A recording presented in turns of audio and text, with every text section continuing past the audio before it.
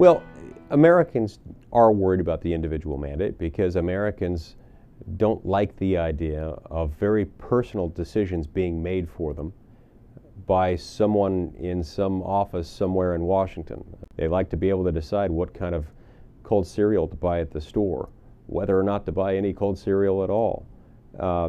These are decisions that they value. Now, there's nothing more personal than where you go to the doctor and how you pay for it.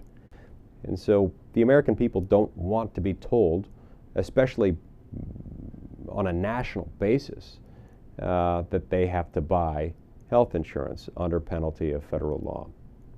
Now, there are both practical consequences that will be felt on a relatively short-term basis and longer-term, broader, more philosophical consequences. The short-term consequence is that if the Supreme Court upholds the individual mandate, then within a period of months, Americans are going to be subject to this requirement.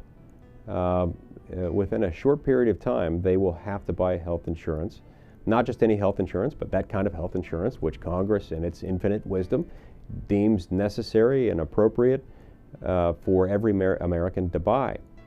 And this, in addition to a whole host of other regulations that will be opposed from Washington, D.C., will affect all kinds of things in the day-to-day lives of Americans.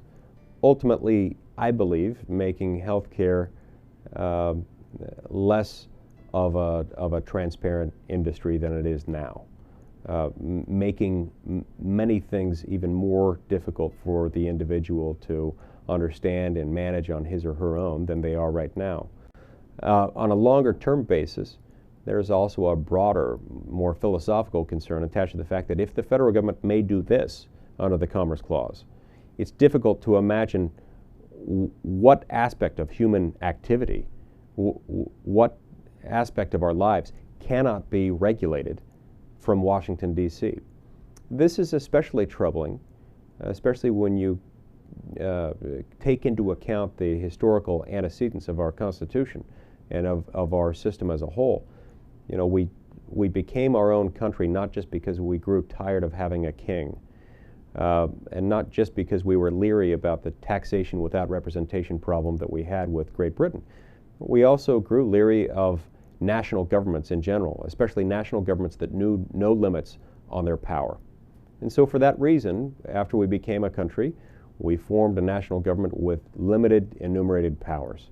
We put our national government in charge of just a few basic things, like the power to provide for our national defense, to declare and fight war, the power to regulate commerce or trade, as some might say, between the states and with foreign countries, establish a uniform system of weights and measures to protect trademarks, copyrights, and patents. And, you know, that's about it. There are a few other powers, but most of them could be summarized in just a few sentences.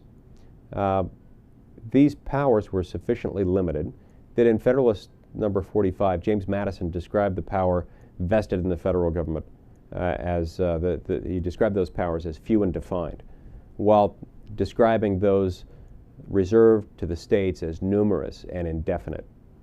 Now, if the federal government has this power, the power to tell individual Americans that they have to purchase health insurance according to the dictates of Congress, then it's difficult to conceive of anything that it can't do. And that's of concern to many Americans, myself included.